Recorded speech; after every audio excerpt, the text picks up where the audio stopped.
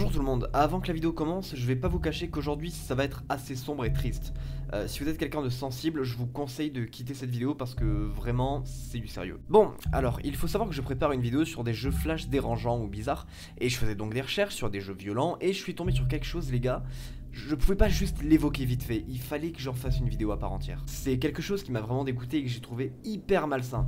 Fallait vraiment que je vous parle de ça dans une vidéo à part, quitte à ce qu'elle soit un peu plus courte que les autres. Accrochez-vous car aujourd'hui nous allons nous pencher sur un jeu créé suite à un des massacres les plus sanglants des États-Unis. Je veux parler ici de la tuerie de l'école de Sandy Hook.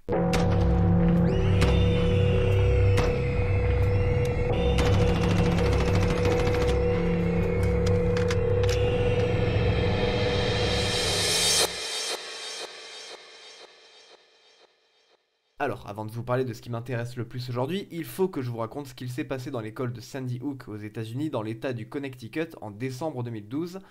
Tenez-vous bien. Nous sommes le 14 décembre 2012. Dans le petit village de Sandy Hook se situe une école primaire dans laquelle se trouvent des enfants âgés de 5 à 9 ou 10 ans. Jusque-là, c'est une journée plutôt normale, les élèves sont en classe et sont en train d'apprendre, de travailler, de réciter. Rien de plus banal. Mais cependant, c'est à partir de 9h30 que tout va s'écrouler et que cette journée qui était d'abord tout à fait normale va virer au cauchemar le plus total. En effet, à peine 30 minutes après le début des cours, un homme habillé en noir avec des lunettes de soleil et un masque tire dans une vitre, entre dans l'école et va pendant une dizaine de minutes abattre des enfants ainsi que des enseignants. Alors ce gros chien, oui désolé mais c'est le mot, se nomme Adam Lanza et il est âgé de 20 ans. Né en 1992 dans une famille plutôt classique, il se met à souffrir d'anxiété à partir du collège et cela lui causera pas mal de soucis qui l'enverront des fois à l'hôpital. Au lycée, il est décrit comme une personne intelligente mais quand même assez nerveuse et agitée. Cependant, il gagnera une place dans ce qu'on appelle le Honor Roll qui est une liste d'admiration mettant en avant les personnes qui ont accompli quelque chose de bien. Bon voilà, c'est un délire aux États-Unis quoi. Au final, on a ici le profil d'une personne anxieuse et nerveuse mais qui n'a pas l'air bien méchante. Cependant, il était très isolé, des gens se moquaient de lui et je pense que vous l'avez compris, il a été victime de harcèlement durant le lycée et même avant. On a donc là la recette parfaite de la personne dangereuse aux États-Unis. On sait très bien comment ce genre de choses termine, et malheureusement, ce qui s'est produit beaucoup de fois auparavant s'est reproduit. Au cours de cette tuerie, Adam va tuer 27 personnes, dont 20 enfants. 20 enfants qu'il abattra froidement et apparemment, il va même se moquer de l'un d'eux qui criait « À l'aide, je n'ai pas envie d'être ici », ce à quoi Adam répondra « Eh bien, tu l'es ». C'est juste affreux et dégueulasse. Et bien évidemment, lorsque la police arrivera, Adam mettra fin à ses jours en se tirant une balle dans la tête et c'est donc comme ça que prit fin la tuerie de l'école de Sandy Hook. Alors suite à cela, les médias ont évidemment parlé de cette affaire pendant longtemps, ça a choqué le pays. Obama s'est exprimé sur le sujet et un drapeau Berne a été accroché à la Maison Blanche pour montrer le deuil du pays suite à cette affaire, voilà. Donc il y a un impact plutôt important. Et bien sûr, on a des théories du complot qui sont apparues quasiment après la tuerie, qui affirment que comme quoi la fusillade n'aurait jamais eu lieu, qu'aucun enfant ne serait mort et que les parents en pleurs seraient en fait des acteurs, hein. Voilà, donc une belle théorie de merde diffusée par des personnes de merde comme Alex Jones, hein, qui a d'ailleurs été récemment condamné à une amende de 473 millions de dollars à cause de sa vieille théorie pétée, qui a mené à des menaces sur les victimes de la tuerie. Bref, c'est de la daube, on va pas s'attarder plus que ça sur ce sujet à la con. Bon, je ne rentre pas énormément dans les détails car ce n'est pas une vidéo sur cette tuerie en particulier que je veux faire, mais une vidéo sur quelque chose en lien avec celle-ci. Si vous voulez vous renseigner, beaucoup de témoignages sont disponibles, j'en ai lu quelques-uns et franchement, je pouvais pas aller plus loin, en fait c'est juste trop dur.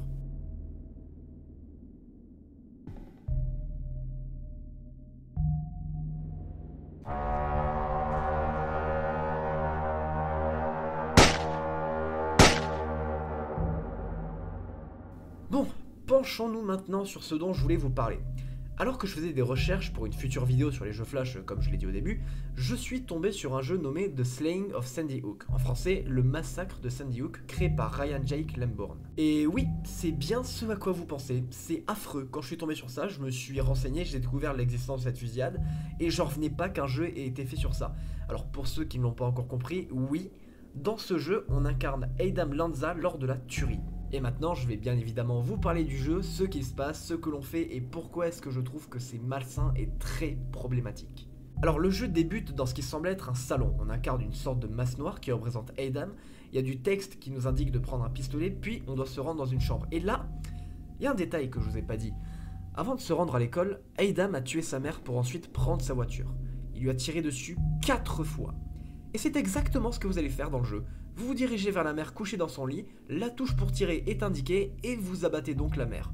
Puis le jeu vous indique de tirer à nouveau et ce à 3 reprises. Et je précise que vous n'avez pas le choix. Si vous voulez avancer, vous devez le faire. Vous devez tirer 4 fois dans votre mère.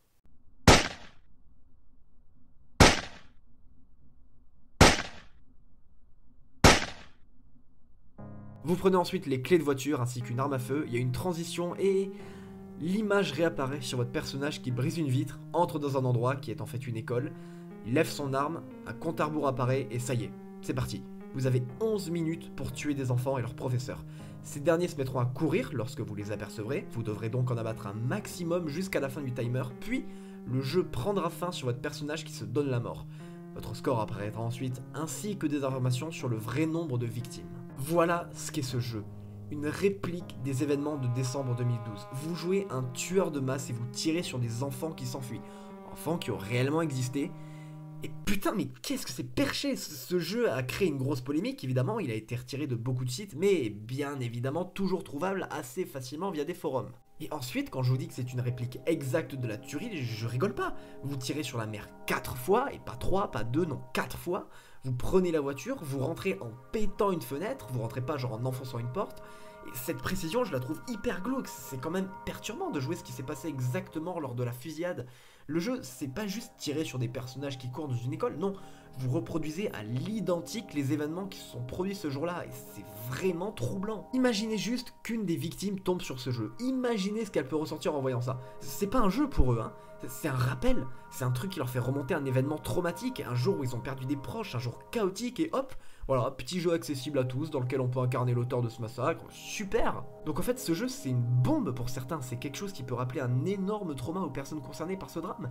Et là, si certains veulent faire les gros beaufs, faire les mecs au cœur de pierre, ou je sais pas quoi, qui vont dire « Oh, c'est bon, c'est un jeu, c'est fait, c'est du passé, ça va », ok, bah très bien, dans ce cas, est-ce que ça vous dirait de faire un jeu que l'on appellerait, je sais pas, attentat du 13 novembre 2015 Ou alors un jeu sur les attentats de Charlie Hebdo, tiens, il y aurait de la matière à faire, hein. Alors on pourrait faire plusieurs niveaux, les rues de Paris, tout ça. Ah, c'est pas drôle, hein. Eh oui, en fait c'est la même chose pour Sandy Hook, faut juste prendre du recul et activer son cerveau 2 secondes. Et alors certains pourraient dire que si ce jeu est problématique, alors pourquoi les jeux de guerre ne le seraient pas, hein? Pourquoi est-ce que Call of Duty World War II ne pourrait pas être mis au même niveau? Alors d'un côté j'ai envie de dire que oui, ça peut rappeler des choses pour certaines personnes, mais bon, les batailles ne sont pas forcément fidèles, elles ont un aspect qui fait un peu plus film d'action plutôt.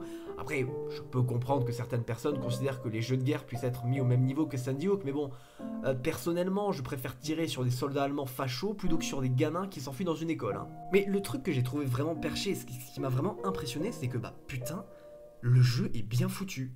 Il est bien fait, il est pas bâclé, les mécaniques sont simples à prendre en main, le style graphique est plutôt cool, et attention, je dis pas que ce jeu est bien, mais je peux pas non plus nier que la personne qui a fait ça a du talent, voilà. Ce serait mentir de dire que le jeu est mal foutu, qu'il marche mal et qu'il est difficile à prendre en main. Bon, c'est un jeu de tir, il n'y a pas besoin d'être Einstein pour comprendre, mais bon, le jeu est bien fait, voilà, c'est vrai, c'est un fait. Je répète qu'en aucun cas je dis que le jeu est bien dans son contenu, non, pas du tout, c'est dégueulasse, c'est à vomir et c'est totalement irrespectueux. Bon, je pense que vous avez quand même compris ce que je pensais de ce jeu, hein, depuis tout à l'heure je le descends, mais bordel, c'est gâcher son talent de faire un jeu aussi affreux. Le mec pourrait faire des jeux de tir originaux, ça pourrait être très cool vu les capacités graphiques du gars, mais non.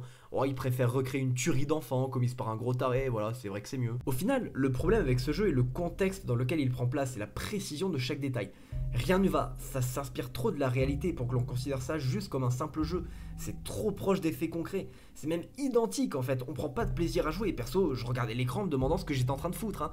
Et j'y pense là d'ailleurs, mais pas la peine d'essayer de comparer avec GTA, hein. Dans GTA, c'est vous qui décidez sur qui tirer. Dans The Slaying of Sandy Hook, il faut tirer sur des gosses. Bon alors, je vais pas vous mettre le jeu dans la description, je pense que ça se fait pas. Si vous voulez le tester, ce qui est normal, j'en ai parlé pendant un moment, donc bah évidemment que vous êtes curieux, bah allez-y, qu'est-ce que vous voulez que je vous dise? Il est trouvable très facilement. Je vais vous demander une chose, juste c'est d'être respectueux dans les commentaires, s'il vous plaît. Juste pour cette fois, pas de vannes sur des enfants morts. De toute façon, je vérifie les commentaires, donc si jamais vous taillez, bah, je supprimerai. Je désactive pas l'espace commentaire parce que bah, tout le monde a le droit de s'exprimer, mais juste dans ce cas, faites-le respectueusement, tout simplement. Cette vidéo touche à sa fin, je sais pas vraiment combien de temps elle aura duré. Au final, je vois le script et je me dis qu'en fait, elle va peut-être durer aussi longtemps que les autres vidéos, ou peut-être pas.